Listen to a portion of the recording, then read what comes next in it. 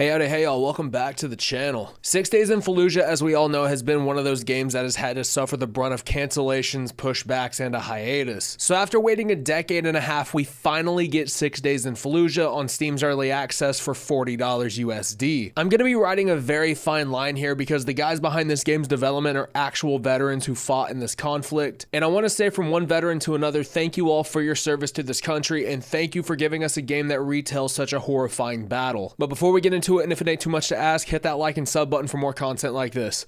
Okay, let's get into it. To quickly fall back on what I said, the reason why I'm going to pick this game apart is because when I was in the military, it was my job to hold my fellow service members to a higher standard for their personal development and accountability. With that being said, I respect these guys enough to give them feedback I know for a fact that they can handle. 6 Days in Fallujah, in theory, is an incredible game with amazing graphics, amazing scenery, and very intense gameplay. I want to preface everything as well by saying that this game is primarily enjoyable if you have a group of friends financially committed to it. In this footage, I'm playing with Big Fry, Crash Games, and Arctic Soldier, really good friends of mine in my community. If you don't know who they are, go check them out, links in the pinned comment. While going through some of the missions, we admittedly had a blast playing together. With Arctic Soldier being prior service as well, we were able to get immersed into the environment, do really solid callouts, and it almost felt like the issues that this game had didn't really matter in the moment. On the other side of the coin, this game offers very little as far as content, innovation, replayability, and smoothness goes. The game currently has 4 missions, and every time you load into a mission, the entire board is procedurally generated, basically upping the replayability factor. But I find that it doesn't really do much in that regard at all. You're still in Fallujah, your objectives are pretty much the same, and you cannot pick the missions you want to do. I get that in one hand, this game is supposed to be an intense retelling of what those Marines went through in Fallujah,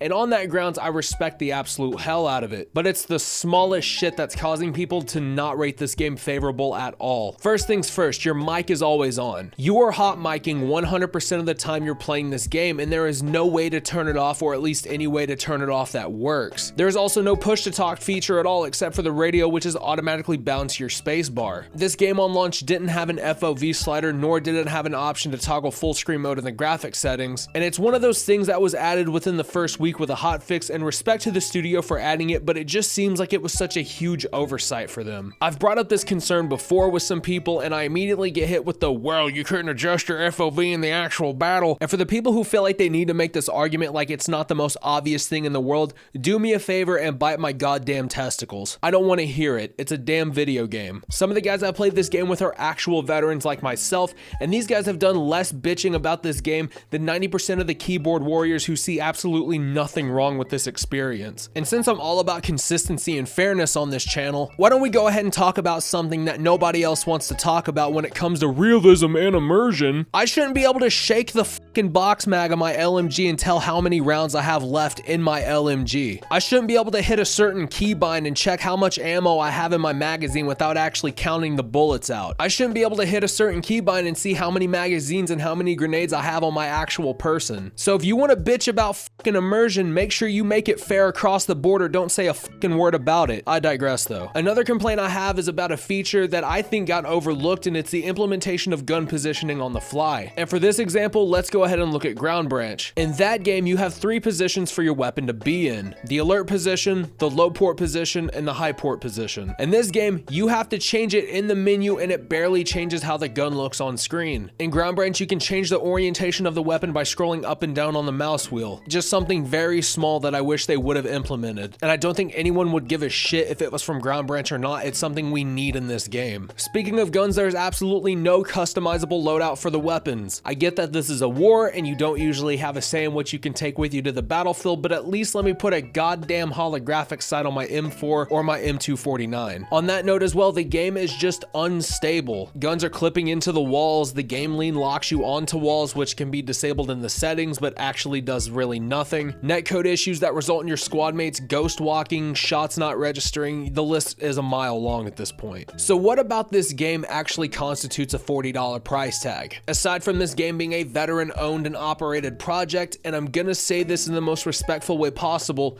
Virtually nothing about this game right now is worth $40. If I were to put a price on this game's head, I would say $20 to $25 max. The content ain't there, the functionality ain't there. There is so much missing from this game that truly makes it a $40 title. Again, none of this is meant in disrespect or to slight the devs of the project. I would go as far as to say that for an experience and for something you can play with your friends, it's really damn fun. But when that honeymoon phase wears off, you're missing that $40 you spent. Let's look at a game that has some indirect competition to 6 Days in Fallujah. BattleBit Remastered hit Steam after being developed by 3 people over a 7-year time frame. The game is nowhere near compatible except for the fact that they both fall under tactical shooters, so that's why I'm making the comparison. BattleBit Remastered for $15 has 19 maps, push-to-talk, adjustable FOV, weapon classes, day and night cycles, extremely polished, and the list goes on. 6 Days in Fallujah for a whopping $40 has 4 missions, no weapon loadout customization, procedurally generated maps, no push-to-talk, game stability issues, and we didn't even have an FOV slider on launch. Now, what are some things I could recommend to the team so they could go to the drawing board and start making things better? Well, first things first, you need to have push-to-talk. That one feature is a necessity for games like this, so you're not breaking immersion. And since adjustable FOV has been added into the game, I don't really have to talk about it being added in. But I will, however, add in that the setting we talked about earlier with ground branches gun positioning, that needs to be added into the game. I feel like that right there would win a lot of people over. But the smallest shit means the world. To add onto this list, gun customization and the ability to pick your role would be extremely useful. I don't want to have to go into every single lobby and worry about the squad leader giving me a role I don't know how to play. A lot of people are probably gonna think that this game is a scam, and that's the farthest thing from reality. If this game is a scam, then Joe Biden never sniffed a child. But does this game overestimate what it's worth? In my opinion, 100% it does. Give the game another 6 months to a year and I can promise you the game will start looking more and more like a $40 title. But if you've already bought 6 Days in Fallujah and you just feel burned to all hell, I just want to recommend Ready or Not. Ready or Not for $40 is a completely polished title, still in early access, and has Steam Workshop integration built into it. And as long as you and your friends have the same mod installed through the workshop, you can pretty much play at the same exact time. And I'm not saying give up on 6 Days in Fallujah, because Lord knows I'm not going to, but I'm not going to sit here and recommend a $40 game when there's really nothing to it. I'm going to recommend that people buy different titles like BattleBit Remastered, Squad, Insurgency, or even Ready or Not. Call me a piece of shit all you want, I don't really care. I will continue to cover anything and everything 6 Days in Fallujah related on this channel, so make sure you hit that sub button, that like button, and breach that notification bell for more content like this. And as always, my name is Red Beard Mortis. Take care of yourselves and each other, and I'll see you guys in the next one. But until then, I